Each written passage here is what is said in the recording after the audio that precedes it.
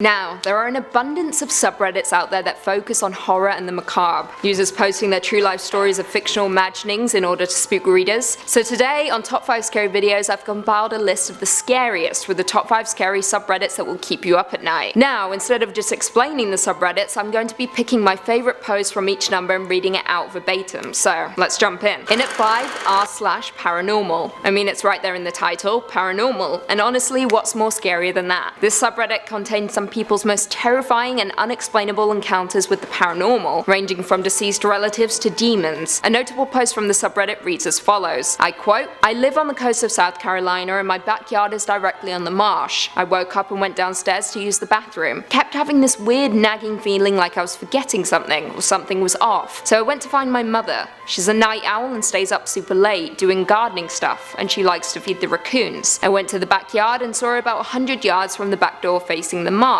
I called out to her but she didn't hear me, so I started to walk out to her. Once I started getting closer, she turned to face me with a completely blank expression. So I asked her what was wrong. I was about 12 feet away from her and she turned back towards the marsh. Then the fucking back door opened and I turned to see my mum standing on the deck and she called out to me, asking what I'm doing. I've never run so fast in my life, but I looked back to the marsh and could see that thing disappearing. It looked just like my mum. I yelled at my mum to go inside and that there was something out there. I told her what I saw and I've been crying and shaking. We woke up my husband and my dad and they think I must have still been asleep. I can't stop shaking. What the f just happened? Am I crazy? Did something try to lure me out to the marsh? I must be losing my damn mind. But I know what I saw. Wow, creepy stuff. To me it sounds like she might have just been sleepwalking and awoke after her mum yelled after her, but what do you think? Is there a shape-shifting entity lurking the marshes in South Carolina, hunting for its next victim? In at 4, r/glitch in the matrix. Glitch in the matrix is most people's preferred term to use when they get deja vu. It essentially means that something has sparked a memory in your mind, making you feel like you've already experienced whatever it is you are experiencing, that something you're doing feels like it has already happened to you. It's simple. Now, some people over on r/glitch in the matrix have documented some of their most frightening cases of deja vu. One of the scariest ones that I read goes as follows, I quote, "This has been playing on my mind for years now. I had a very realistic dream about a friend of mine when we were both 19. In that dream, he died. We were sitting against a brick wall talking and he was telling me that sometimes our time is up and to make the most of it, and some other advice. I woke up the next morning and was freaked out, so I called him and told him about it. He laughed and said,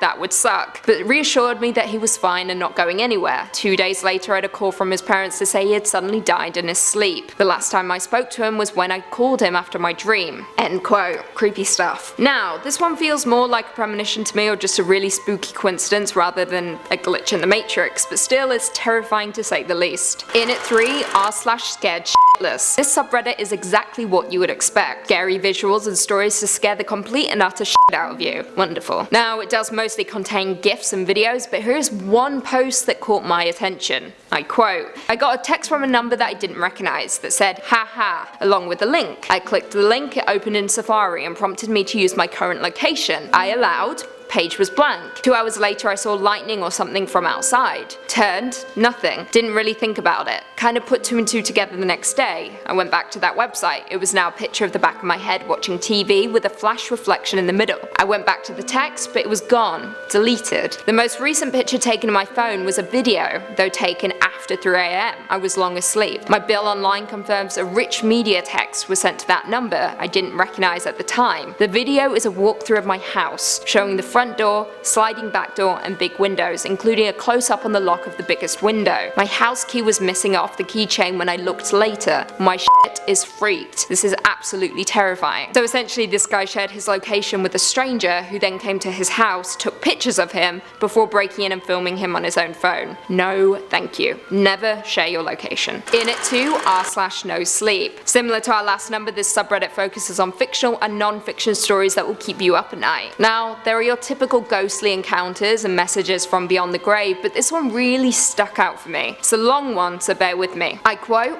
"I recently went through a pretty nasty divorce, but I got the only thing that mattered out of it, full custody of my 4-year-old son. Lost everything else in the process, so we had to relocate to a new house with barely any luggage or furniture. Truly a fresh new start. I heard him call for me during our first night at our new home. It was a little after midnight, I think. I went to check on him to see what was wrong and sat by his bedside. He was wide awake and asked me to check the closet for monsters, which wasn't surprising given the circumstances. He's still just a little kid, and without even taking into account all the crap he's been put through thanks to my my shitty marriage, moving into an unfamiliar, barely finished home must be a lot to take in for someone his age. And you know how they say that your brain always stays half awake when you're sleeping in a new environment, right? That's all pretty much what went through my mind in a flash as soon as my son spoke. It was no big deal, it was all normal. But something else almost immediately clicked inside my brain before I even got to look at where my son had pointed to while he made his innocent request. Something was wrong. I turned my head and looked, and it took everything I had in me not to give in to fear and terror, all for the sake of my son. When you become a parent, you have to protect your children no matter what, always putting yourself in harm's way if necessary, and spare them any and all kinds of things that might hurt them. That's why I didn't freak out. I couldn't, not when we had barely just started our new life. I had to protect him, and at that point in time, as I sat on his bed, I only knew one thing. We had to leave the room. We had to leave the house immediately. Alright champ, of course I said, faking bravery. Then I made a request of my own. As I lowered my voice and got closer to him, hey, how about you step outside for a minute? There's a monster in there, I'll have to kick its butt all over your room. He chuckled and said okay. I made sure to put some extra emphasis on the word but because it's something that always cracks him up when I say it. Fortunately he got stuck on that and not the fact that I was indirectly admitting to the possibility of there actually being a monster. As soon as he left the room, my mind raced as it started to put together the best and most efficient route to take him out of the house while picking up my car keys and phone on our way out. When I heard the closet door slowly creaking open behind me, I knew it was time to go. I jumped out of the bed, exited the room and grabbed my son. We were out the door and inside the car and moving in under a minute. I told him I couldn't sleep, so we were going out for some ice cream to celebrate. He was a little taken aback and asked what we were celebrating, to which I replied, just us two together. I love you, buddy. It was by no means a lie, but I just had to make sure that he was alright and wouldn't think of anything else as we literally fled our new house. As I mentioned earlier, the house was a new environment for the two of us. I'd been there a couple of times before, cleaned it all up myself, and assembled what little furniture we had, so I knew for a fact what belonged where and what didn't. And I know his room didn't have a closet. Whoa, whoa, whoa. I was not expecting that ending. Truly terrifying. What I really want to know is where the closet came from. Did someone install it before they moved in? Did a ghost put it there? Was the boy just seeing things? I need answers. And finally in at number 1, r/let's not meet. Now, as you would expect, this subreddit contains terrifying encounters with strangers in life and on the internet. So as you can imagine, these are some pretty terrifying posts. This in particular stood out to me. I quote, I was driving home from work at 2 AM. I'm a nurse and I live in a small city. The roads were totally deserted and it was a freezing night. I don't live far from work, maybe a couple of miles. I'm driving down a residential street around the corner from my house, and I see a man laying face down in the street. Now, remember, I'm a nurse. My first thought was, great, gotta help this guy up. I was coming off a long shift and falls happen all the time. As I slowed down the car, I suddenly realized what an idiot move that was. I'm a 100-pound woman and I don't carry any weapons. I thought I should do something to help the guy, so I called 911 as I drove past him and slowed to a stop at the end of the block. While I was stopped at the light, I explained to the dispatcher that there was a man in the road who might need assistance. All of a sudden I hear a loud bang bang from the driver's side window. I screamed and looked over. A man was pounding on my window and jiggling the handle of my locked car. I looked in the rearview mirror and saw that there was no man lying in the street now. Still on the phone with 911, I screamed, I'm so scared, to the dispatcher and floored it through the red light. I quickly told him what had happened, and even though I was right by my house, he told me to keep driving. After a few minutes I had calmed down and he told me to loop back around. I pulled over down the road from my house and stayed in the car. I didn't see the man anywhere, so I got off the phone with the dispatcher who told me he was sending a police car to cruise the area. As I gathered up my things, I did a final scan of the area and I saw the man. He was walking with 2 other men. I hunched way down in the car until they were far down the road, then bolted him to my house. I don't know if he had ill intent, but it freaks me the hell out that he wasn't alone. Always lock your car doors and carry mace. End quote. Oh boy, no.